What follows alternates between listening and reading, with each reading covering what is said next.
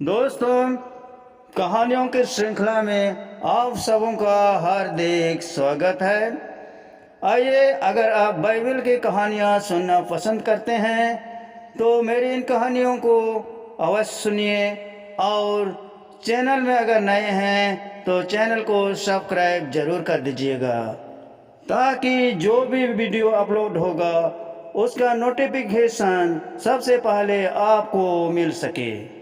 आइए, आज हम बाइबल में राजा यहू कौन था इसकी कहानी सुनते हैं। राजा के रूप में अपने शासन काल से पहले यहू ने इस्राएल के उत्तरी राज में अहाब की सेना में एक कमांडर के रूप में कार्य किया था। यहू यहोशापात का पुत्र था, हालांकि उसका उल्लेख आमतौर पर उसके दादा निमसी के पुत्र के रूप में किया जाता है, शायद इसलिए कि निमसी अधिक प्रसिद्ध था। यहू का नाम, जिसका अर्थ है यहोवा, वह है। उसके भविष्य ईश्वर प्रदत्त कार्य को अच्छी तरह से चित्रित करता है। बाल की पूजा के साथ साथ अहाब के घर को नष्ट करना, जो उस समय इस्राएल में व्याप्त था। यहू एक प्रकार का समाज सुधारक था, जिसका उपयोग परमेश्वर ने अहाब द्वारा की गई गंदगी को साफ करने के लिए किया था। राजा अहाब के बारे में यह दर्ज है कि उसने प्रभु की दृष्टि में अपने पहले के सभी लोगों से अधिक बुरे काम किए। सीदोनियों के राजा की बेटी एजेबेल से विवाह करके अहाब को बाल और अस्तोरेत की मूर्ति पूजा के लिए बहकाया गया। यद्यपि परमेश्वर ने अहाब के साथ कुछ समय तक धैर्य रखा, उसके अनेक पापों के कारण अंततः उसके परिवार पर परमेश्वर ने न्याय किया। यह फैसला सबसे पहले अहाब के सिर पर आता है, क्योंकि उसे आरामियों के खिलाफ लड़ाई में गोली मारकर हत्या कर दी जाती है। परमेश्वर ने यहू को 3 व्यक्तियों में से एक के रूप में चुना था, जो अहाब के परिवार पर न्याय लागू करेगा। परमेश्वर ने भविष्यवक्ता एलिय्याह से कहा, आराम पर राजा हजाएल का अभिषेक करो।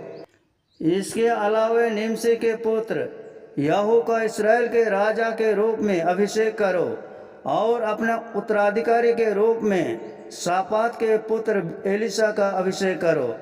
जो कोई हजाएल की तलवार से बचेगा उसे यहू मार डालेगा, और जो कोई यहू के तलवार से बचेगा उसे एलीशा मार डालेगा। किसी न किसी तरह से अहाब का राजवंश नष्ट होना चाहिए। परमेश्वर ने यहू को इस्राएल का राजा बनने के लिए चुना।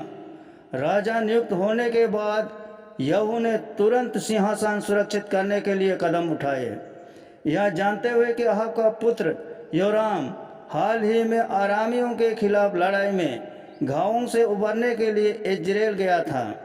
यहू ने अपने आदमियों को शहर को सील करने का आदेश दिया, ताकि कोई भी योराम को यहू के अभिषेक के बारे में सचेत न कर सके। यहू ने इजराइल को शीघ्रता करके अहाब की 2 संतानों, अर्थात उत्तरी इस्राएल के राजा योराम और यहूदा का राजा अहाजिया को मार डाला। यहू फिर इजराइल के में एजेबेल के महल में गया, जहां रानी अपनी खिड़की पर खड़ी होकर उसका इंतजार कर रही थी। यहू के आदेश पर उसके आदमियों ने एजेबेल को घेर लिया और उसे खिड़की से नीचे फेंक दिया। एजेबेल का खून फुटपाथ पर बिखर गया और उसके शरीर को कुत्तों ने खा लिया। यहू ने राजा अहाब के साथ गठबंधन करने वाले किसी भी व्यक्ति को खड़ा नहीं छोड़ा, जैसा कि परमेश्वर ने एलिय्याह के माध्यम से बहुत पहले ही आदेश दिया था। बाल के मंदिर में प्रवेश करके यहू ने बाल के सभी पुजारियों को मार डाला और मंदिर और उसके पवित्र पत्थर को नष्ट कर दिया।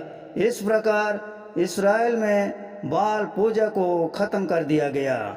प्रभु ने यहू की आज्ञाकारिता के लिए उसे आशीर्वाद दिया और उसे एक राजवंश प्रदान किया जो चौथे पीढ़ी तक चला।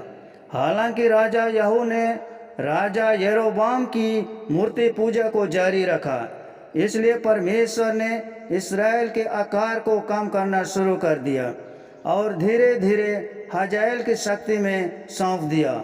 यहू ने कुल मिलाकर 28 वर्षों तक इस्राएल पर शासन किया और उसका पुत्र यहोआहाज उसका उत्तराधिकारी बना। यहू के माध्यम से हम सीख सकते हैं कि यह सच है कि परमेश्वर उन लोगों को आशीर्वाद देते हैं और सफलता देते हैं जो उनकी आज्ञा का पालन करना चाहते हैं। परमेश्वर उस व्यक्ति से अपना आशीर्वाद छीन सकते हैं जो जानबूझकर पाप में रहना चुनता है, जैसा कि यीशु ने मत्ती 6:24 में कहा है, कोई भी दो स्वामियों की सेवा नहीं कर सकता है, या तो तुम एक से घृणा करोगे और दूसरे से प्रेम करोगे, या तुम एक के प्रति समर्पित रहोगे और दूसरे को तुच्छ समझोगे। झूठे देवताओं को पकड़े रहते हुए हम परमेश्वर की सेवा नहीं कर सकते, जैसा कि यहोशू ने कहा।